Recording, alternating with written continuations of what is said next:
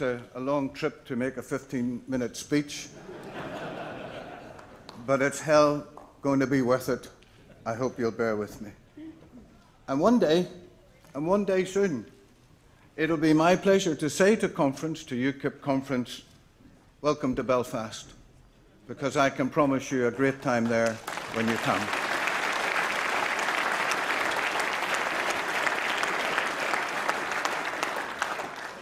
I'm very pleased to tell you UKIP Northern Ireland has a team, a super team of 13 candidates running for the Stormont Assembly in Northern Ireland, 13 with no fear. And it's not that I'm superstitious, but if there is anyone out there with a deposit and a ferry ticket willing to step forward and come across and volunteer to be number 14, you'll be very, very welcome.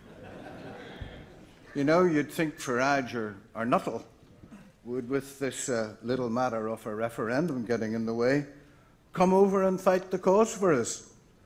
Fight for us in Londonderry. How about it, Nigel? You against Martin McGuinness in Londonderry? The People's Army commander against the Provo IRA commander. Well, hell, that'll go down in Forklaw.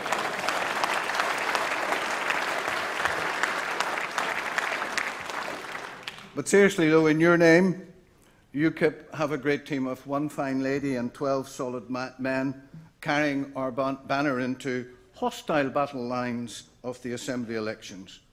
We will do well, I promise you. We will win 4 seats and we will increase our share of the vote. And let me assure you, conference, we will plant the UKIP brand of non-sectarian, anti-racist, strong-willed and dignified British values for British people right into the heartlands of both Protestant Unionist loyalism and Catholic nationalist republicanism. We will go anywhere we want to go in Northern Ireland.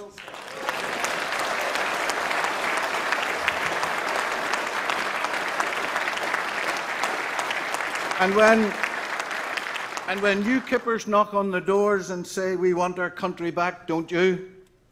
No one says, which country, mate? They know that our message is unique and distinct in Northern Ireland because our country is the same country as yours. It's where you are. Our devolved government is in Belfast. It's not in Dublin and it's not in Brussels.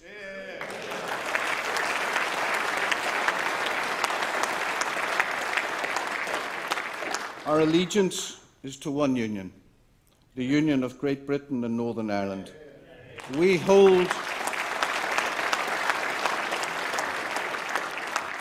hold no allegiance to this so-called Union of Europe.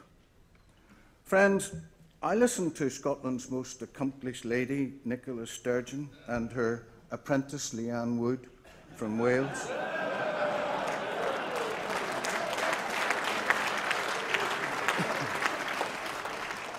And when I do, I think of Bernadette Devlin. I reel from their venomous mastery of self-styled, self-proclaimed Scots and Welsh republicanism. It's too often bitter in their self-appreciation society, which, let me tell you, because I know, it's joined at the hip with Sinn Féin's Gerry Adams, his arrogance and his hatred for all things that are British.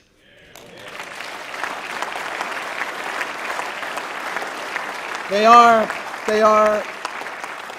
are no different, except the ones that you have only use the ballot box, not the Armalite. Oh, yes. So I wonder just when the esteemed and great people of Wales and Scotland are going to waken up to their anti-British politicians enjoying the company and sharing in the goals of the same political wing of the IRA known as Sinn Féin.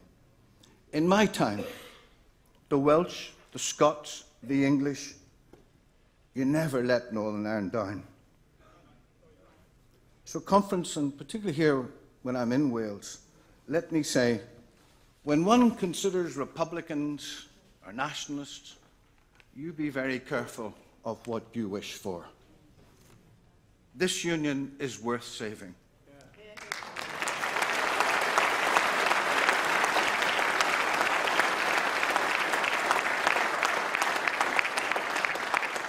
And I suggest to you that within our union there is a better way to deliver self-determination. How about a real UKIP alternative to uprooting policies of the nationalists? How about it, David and Wales? How about UKIP together in Belfast, Edinburgh and Cardiff in a united pro-union, pro-British Celtic union of unionists instead of nationalists? And when I say that, I frighten myself with the thought of Welsh grit, Scots obstinacy, Ulster guile, just showing us all what this union is about. And okay, I know our rump is in England, and thank God for it, so let's add England panache. Bring it on.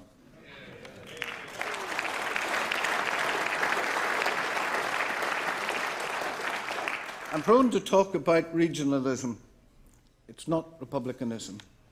It's revivalism. What about an old-time revival?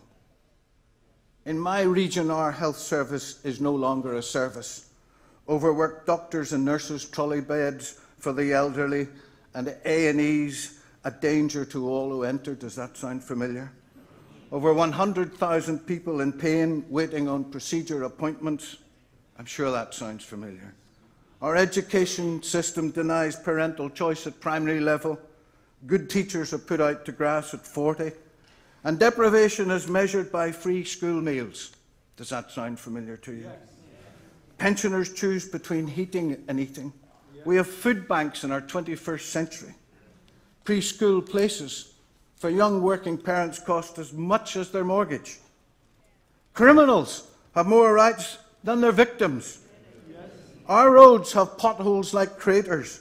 The streetlights don't work. And to help the claim culture, our footpaths are like crazy paving. And yes, I've heard that said, we're all in it together. Well, it's deep shit that we're in it together.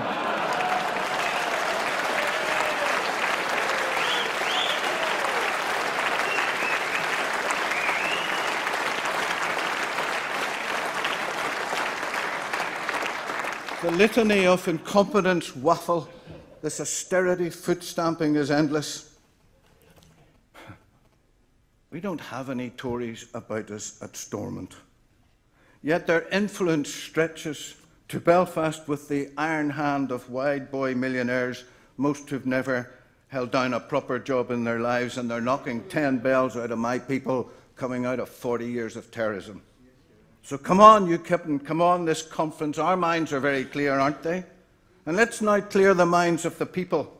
They're with us on the external extremities of the EU. Now bring them together to compete against the internal straitjackets imposed on our country. And on a matter of which, let me say with due respect, my candidates are concentrating on the 5th of May election. Their focus is winning seats. Come the 6th of May, our celebrations will immediately turn to the job to be done for the 23rd of June. And for my part in Northern Ireland, I have a role to deliver an election in tandem with the referendum campaign. Both will be done, but right now, the election comes first. I want to say thank you to Nigel Farage and their MEPs. He's coming to Northern Ireland twice next week, and I'll see him today. It's like that proverbial bus, you know, you're waiting on one and along comes three at blah, blah.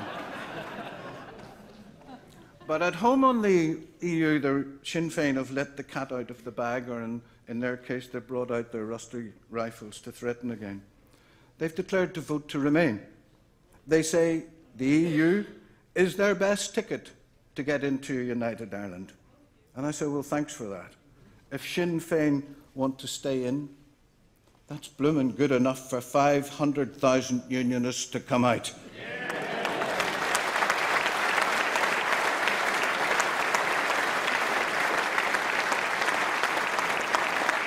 If we ever needed a reason, Jerry Adams has delivered big time.